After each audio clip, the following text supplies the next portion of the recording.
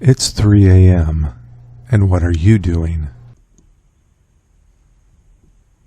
I've been cycling off and on to work for the last 15 years.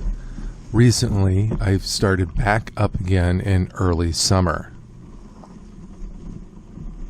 The hardest part about riding a bike to work, and especially as early as I am doing it, is the moment you wake up, trying not to talk yourself out of riding your bike to work.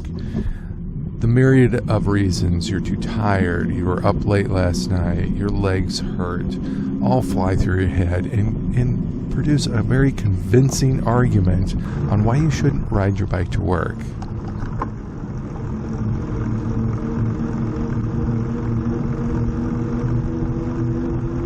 So in order to stifle that conversation in my head, I make it so it's not very convenient for me to drive that day. And this is how I do it. I have everything prepped, and that's what it really takes, a lot of preparation in order to do this. So everything is prepped.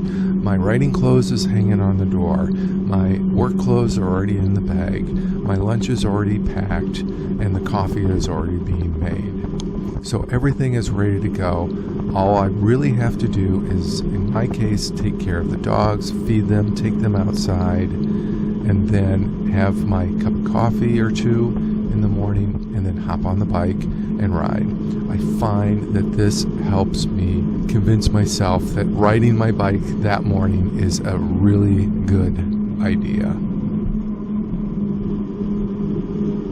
So preparation is key in order to be successful in riding your bike on a either daily basis or every other day basis type of situation. You need to take the extra time. You need to have your bag packed with the clothes that you're going to wear for work. You need to have your lunch made, and you need to be ready to jump onto that bike, whatever it takes. If you don't do the preparation prior to that, you're going to fail every time. And that's what happens when I start to not ride my bike to work. I tend to convince myself that I don't need to. I start to not prep at night. I start making up excuses. If you can just do the prep and make sure that the excuses are out of your way, you're going to be more successful in riding your bike to work. So in 2006, I started riding my bike to work. And at that time, I worked for McLeod Publishing, and we were located out at Tech Park. So from where I lived to Tech Park was an 8-mile trek. So I did 16 miles each day that I rode, which is a great workout, which for me is a little better time spent doing that than trying to go to a gym and working out there. Plus I saved a lot of money. And that's the big thing there too, because at the time my wife was going to school and working full-time. So she was going to school full-time, she was working full-time, so there was a lot of driving that she had to do between school and work. And with a car that didn't really get the greatest gas mileage, we were spending a lot of money on gas, not only on her car, but then on my car. So it was a great way to cut that bill almost in half at the time. Now, in the past several years, I've worked in the healthcare industry, 7 to be roughly exact.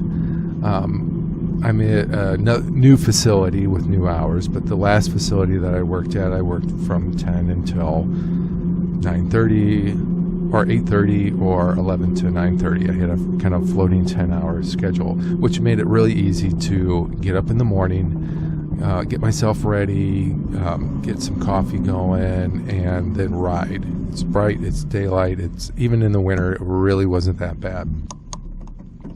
But since I switched a couple of years back, I now work from 4:30 to 12:30 p.m. or 4 to 12:30 p.m., which makes it very hard to motivate yourself to get up at 2:30 in the morning. And in the summer, I'm getting up a little bit earlier. I'm trying to, so I can walk the dog a little farther each day in the coolness of the night and get myself ready and go to work. So early mornings are very hard for me, but I'm doing that.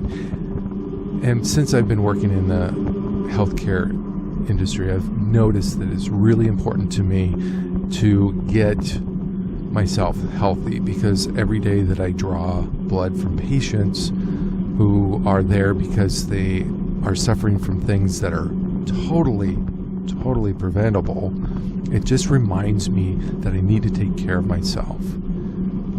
That's the other thing that motivates me. The mental health is a wonderful thing to de-stress and all, but that idea of being sick with something that I could have totally prevented motivates me to continue to ride.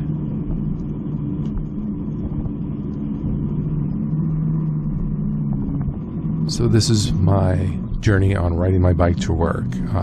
I'm hoping that I can help motivate you to continue, to give advice on things that I struggled with and that maybe you can avoid, to just build up a community of cyclists or people who are interested in cycling and doing something healthy for themselves.